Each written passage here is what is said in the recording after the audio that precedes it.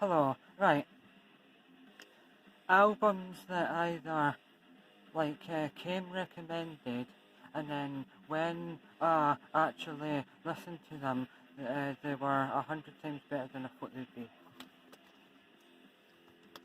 Right. First, right. I was in the record store in Southport, and we were looking through records, and my father says, "Oh, you've got to get this, trust me." And obviously I've heard of them and I've heard some of the songs, but I've never heard the whole album in its entirety. And then I thought to myself, right, I'll just get it based on He Says I Should Get It. And I think it was only about £7, and I thought, well, why not? And it's that. I would recommend it. It's a lot better than I thought it would be. I love it though when I think I might like it, or someone recommends it to me because it's quite a well-selling album, and then I think, oh, I don't know about it, and then I try it, and then I think, oh my god, it's so much better than I thought it would be. I love it when something does that to me, when like a program or a film or anything, when I think, right, I'll just try it, and then I go, oh, thank god I heard it, because it's so much better than I thought it would be. I love stuff like that. Anyway, I would recommend So Far Away, Money for Nothing, Walk of Life obviously, and Why Worry, but Your Last Track is a really good song, and Riding Across the River is a good one, but I would just recommend the whole album in its entirety. Don't know why I say entirety quite a few times. But to appreciate something, you've got to listen to it in its entirety, because that means that you get an overall view of the band or artist and see if you like them or not, I suppose. So,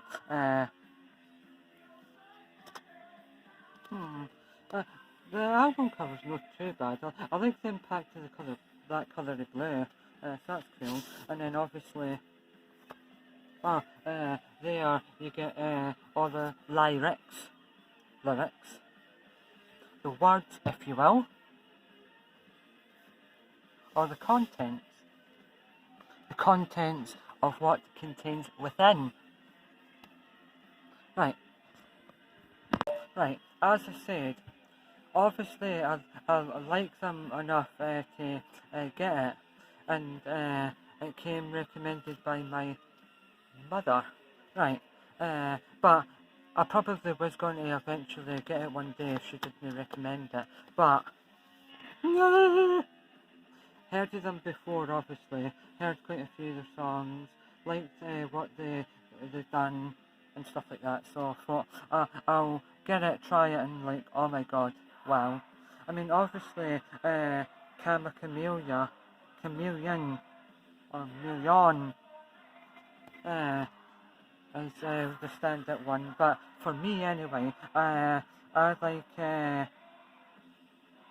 number number 6, but number one on side 2, which is Church of the Poison Mind. Duh. Incredible.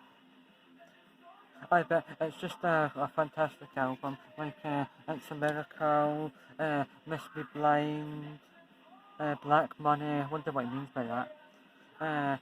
Changing Every Day and all that. But obviously, like, it's a culture club, but there's a woman that does backing vocals, and it's almost like it's a duet album. Yeah. Alright, this is it. That was a female vocalist that's in it.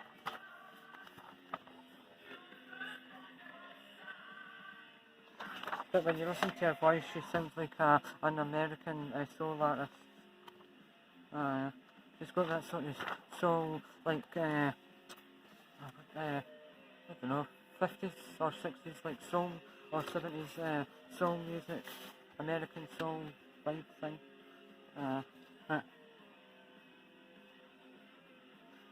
Right, wait there. No. Right, another album that's came highly... No, well, no, not highly recommended, actually. These ones weren't highly recommended. Right, it's because I like Fleetwood Mac so much, as you already know if you've watched any other vinyl record reviews, but I just had to get them because I like Fleetwood Mac. That was, I got that in I got it at Ormskirk Market in England, Lancashire, England. Aye. Ormskirk is like a market town, and every Thursday and Saturday there's a market, and there was a stall that sells vinyl records, CDs and tapes, and purchased that for £4. I just had to because, in my opinion, Christine McVie is the unsung hero of Fleetwood Mac and doesn't get enough credit in my opinion. But then, if you look into her body of work, like, I think, there's quite a few the Fleetwood Mac songs that she wrote that's on the greatest hits, so she technically isn't underrated, but in my opinion, she just doesn't get the credit she deserves, because she wrote Don't Stop, and that's one of Fleetwood Mac's best well-known songs, so... And then, because this woman's got a fantastic voice and she's a great front woman,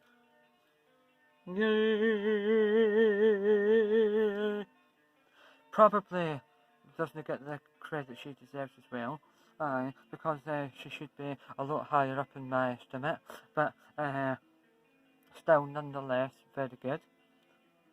I Can't Wait, brilliant. And then a couple of months ago, I was just mucking a bit on Grand Theft Auto, and then like I was in a motorbike or a car or something, and that song came on one of the radio stations on Grand Theft Auto 5.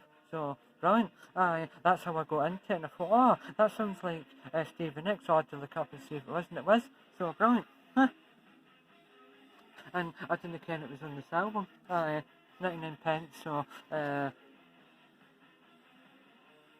could have been either a charity shop, but I think it was the record store in Southport, because the bit underneath all the albums was boxes, and it's albums for 99 pence in it. Or like at the side there was a big box and all of them were free for £10 in it. So there's quite a good ones there as well. And I also got that one on the market stall in Ormskirk, Lancashire, England. Brilliant, no? It's a very, very good album, that. Unusual cover, but then again she was unusual, but brilliant. Really, really good Stevie Nicks, amazing. Need to get everything else she's ever done one day, and try and eventually find Buckingham and Nicks, the album that they made before they joined Fleetwood Mac. But I always thought that Buckingham and Nicks, Stevie Nicks and Lindsay Buckingham, that their first album with Fleetwood Mac was Rumours, but what? They made an album before that, and it was good. Not as good as Rumours, obviously, but then there's no many albums out there that are as good or better than Rumours.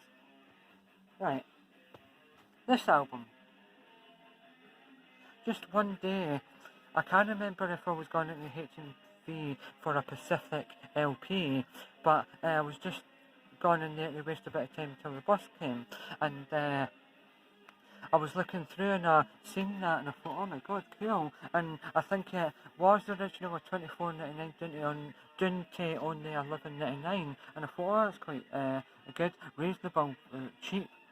And I thought, never heard it, never known what the album was called or anything. It's just that I liked her first two albums so much that I thought anything she ever does in the future must be good if I like her. And plus, she's Scottish, so support my own musicians.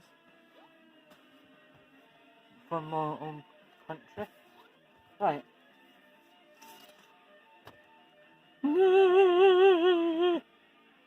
Incredible. So much better than I thought it would be. Took me maybe about 3 or 4 times to really understand what it was about. Well, not individually, I just mean like the songs and how good the songs were as individual bodies of work. Little Red Thread, that's probably the standard one, but I really do like Human Being in the River. But they're all good, but these three are the standard ones for me. But very, very, very good deal for that. Only $11.99. Considering it's pink. Because that will probably be maybe one of the cheapest coloured LPs I'll ever buy. But just absolutely sensational. But again, as I says, I like getting something that comes recommended or that I think I might like, put it on, and it's so much better than I thought it would be.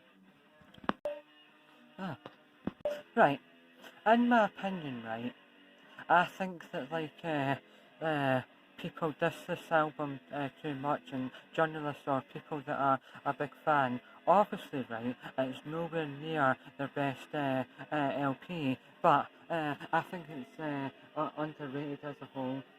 I got that a couple of weeks ago, and it's a used one, but I really wanted it so much. It was a bit too expensive new, so obviously it's not going to be anywhere near as Back in Black or Highway to Hell. Of course it's no, but then I just really like it. Fly on the Wall, Shake Your Foundations, Danger, Sink the Pink, and all that. Stand Up. They're all the best ones that I've just mentioned, but they're all good. But I love the videos that go along with the songs on this, that they bring it as singles, and it's incredible. Because it's a cartoon fly on the wall. Just like the impact the album cover and the fly in that. But R.I.P. to R.I.P.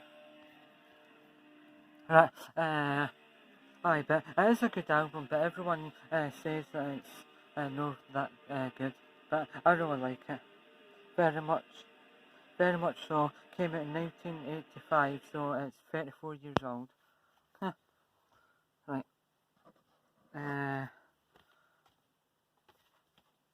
I said Ruiz.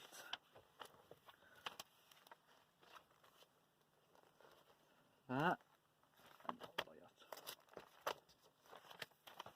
Or the lyrics. Very, very, very underrated album in my opinion. It was a very good one. Plays really well, and I always try and no go for vinyl records that are like new or remastered. I like them as they were back in the days. Over the years, I've really noticed how in a day I could be like listening to Metallica and Slayer and like Slipknot and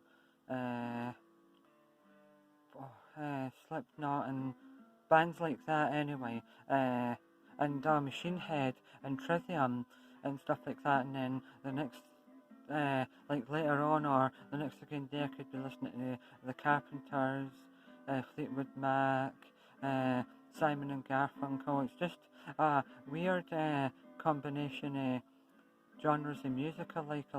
So much genres of music, like heavy rock, soft rock, anthemic rock, power ballads, pop, soul, jazz funk, disco. It's weird. Such a big collection of genres of music that I like. But the only one that I could never listen to is pure, unadulterated classical. Badoosh.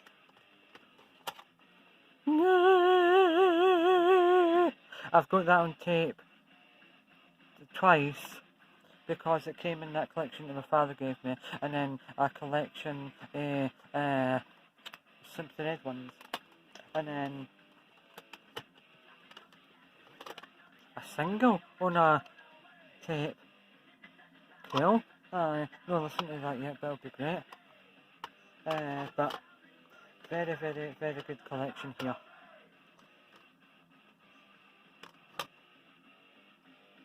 The Power of Love, another single on cassette tape. Great. They're for Liverpool, good band. Right. Jeff Lynne, ELO. Aye. Jeff Lynne is an absolutely amazing musician. Brilliant. Very, very good. I like all his greatest hits that he's ever done with ELO. Very, very, very, very underrated band. Ta-ta! Wum-ba-ba! Wum-ba-ba! Do-do-dum-dum-dum. Absolutely sensational. The supergroup Traveling Wilburys with Jeff Lynne, Roy Orbison, George Harrison, and Eric Clapton. Aye, just an amazing array of talent that is in that band. Absolutely sensational. And I really like, well, in my opinion anyway, Handle with Care and End of the Line. They're the two best songs they've ever done. But other songs are good, but not as good.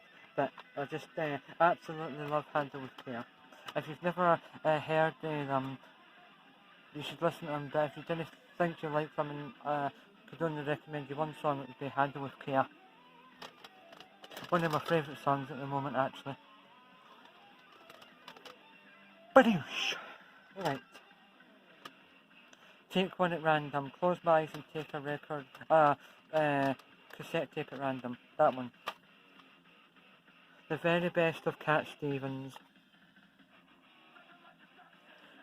Wild World is a great song. I heard, what's it? James Blunt did a version of it. Aye, once, and then I wanted to see who sung the original. Very good, Cat Stevens. Father and Son's another good one as well. Father and Son's on it. Matthew and Son. But it is Simiarita. Cassette tapes. Right. I'll see what other one I've got. Right. This one. Now that's what I call music too. Because I knew that I had one that was white.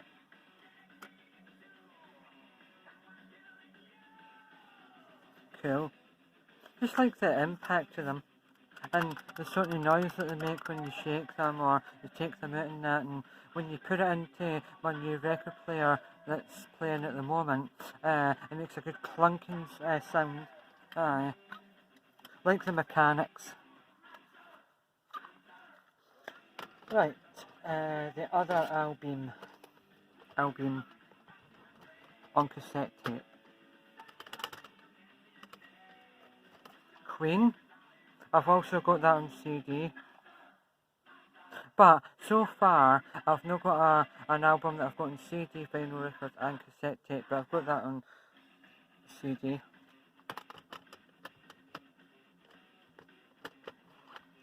I've got that on CD that I showed showed you in a previous video, but amazing. She's Scottish and he's English. There's Summer of Love. This Summer of Love. And California Dreamin', Mr. Tambourine Man. Quite a good collection, but I've not listened to that yet, but it'll be good. Anyway, I'll show you.